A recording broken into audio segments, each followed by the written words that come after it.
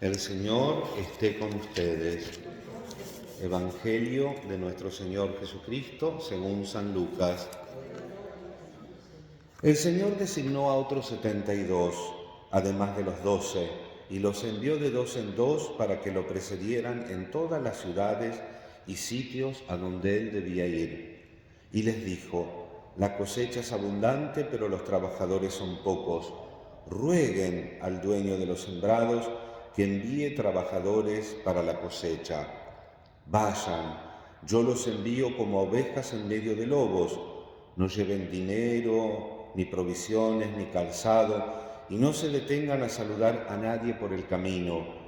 Al entrar en una casa, digan primero que descienda la paz sobre esa casa, y si hay allí alguien digno de recibirla, esa paz reposará sobre él. De lo contrario, volverá a ustedes. Permanezcan en esa misma casa, comiendo y bebiendo de lo que haya, porque el que trabaja merece su salario. No vayan de casa en casa. En las ciudades donde entren y sean recibidos, coman lo que les sirvan, sanen a sus enfermos y digan a la gente: el reino de Dios está cerca de ustedes. Palabra del Señor. Queridos hermanos, hoy celebramos la fiesta del evangelista San Lucas. La traducción unánime de las iglesias de Oriente y Occidente identifican a este San Lucas como el autor del tercer evangelio y de los Hechos de los Apóstoles. Aparece muchas veces en el Nuevo Testamento como colaborador del apóstol San Pablo. Pablo dice que Lucas es el médico muy amado en la carta a los colosenses. Fuera de los datos del Nuevo Testamento no sabemos nada con certeza de su biografía.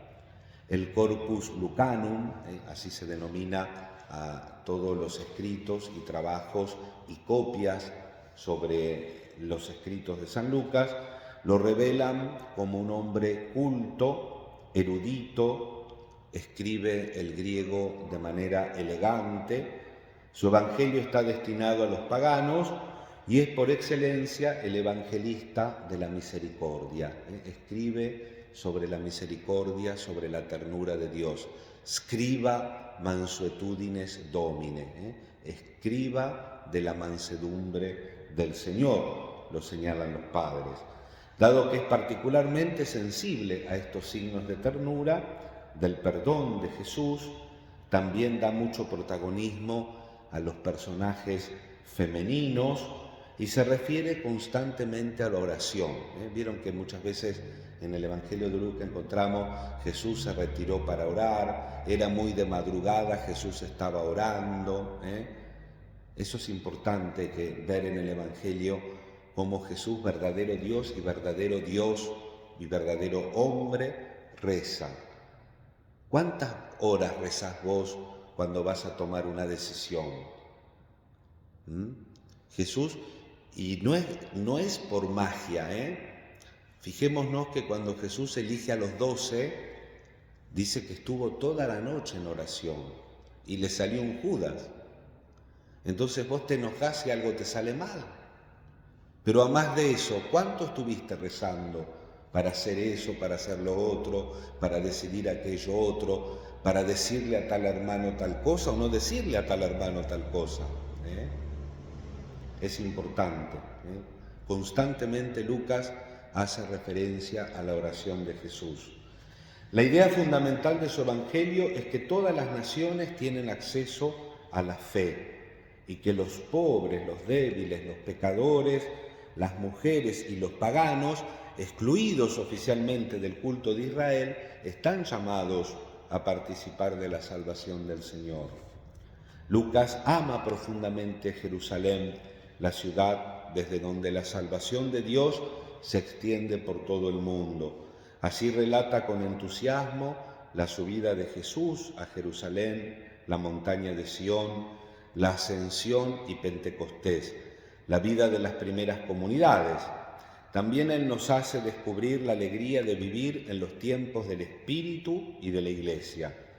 En los prólogos del Evangelio y de los Hechos de los Apóstoles, expresa su voluntad de informarse minuciosamente por los testigos oculares de la vida del Señor, entre ellos, en lugar preeminente, los apóstoles, y según la tradición de los padres, María, la Madre del Señor. Otra tradición muy arraigada en Oriente asegura que es el iconógrafo de la Madre de Dios, el que hizo la pintura. De hecho, el cuadro que se venera en Roma, en Santa María la Mayor, que está en una capilla entrando a la izquierda, donde el Papa va a rezar cada vez que sale de viaje apostólico, ese cuadro la tradición dice que lo hizo el evangelista San Lucas, como el cuadro que nosotros veneramos como Nuestra Señora del Perpetuo Socorro. La tradición dice que esa pintura, ese icono, lo hizo San Lucas.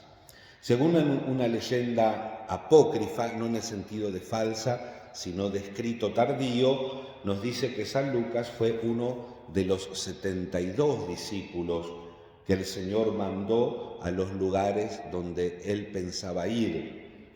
Por eso hoy se proclama el Evangelio que se llama Discurso de la Misión, el que hemos proclamado, que Jesús envió otros 72. Según su propio Evangelio, los cristianos somos discípulos misioneros que anunciamos con el testimonio y la caridad el advenimiento en la gracia del Señor que viene siempre. Somos heraldos y mensajeros, embajadores del Señor que viene en la gloria de su reino. Tales discípulos, o sea nosotros, no debemos llevar nada consigo, porque nada que sea nuestro debemos dar, solo la palabra del Señor. Debemos ir a trabajar en la mies del Señor. Esta es abundante como su amor, por eso hay que rogar al dueño de la mies que envíe trabajadores para la cosecha. Estos mensajeros son los santos que proclamaron y proclaman la gloria del reinado de Jesús según el Salmo responsorial. Es el Señor quien los ha elegido del mundo para ir al mundo y dar fruto, como dice, aunque hoy creo que no lo hemos leído, el versículo del Aleluya. Hay una inmensa ternura en las palabras que Pablo desde el cautiverio escribe a Timoteo. Qué lindo. Los apóstoles recuerdan a Tíquico, tráeme la capa que dejé en Tróade, todos esos detalles que hacen la vida cotidiana y que nosotros también tenemos que aprender a recordar y agradecer en nuestra vida de cada día. Lucas es el único que está conmigo, dice Pablo, le dice a Timoteo. Lucas es el único que está conmigo. Con estas palabras se revela el evangelista como el más fiel y el más querido colaborador y compañero de Pablo. También que Él sea nuestro querido intercesor en este día ante el Padre, para que rece por nosotros, por las intenciones que hemos mencionado antes de la misa, y que nos ayude a ser también nosotros discípulos y misioneros. Que así sea.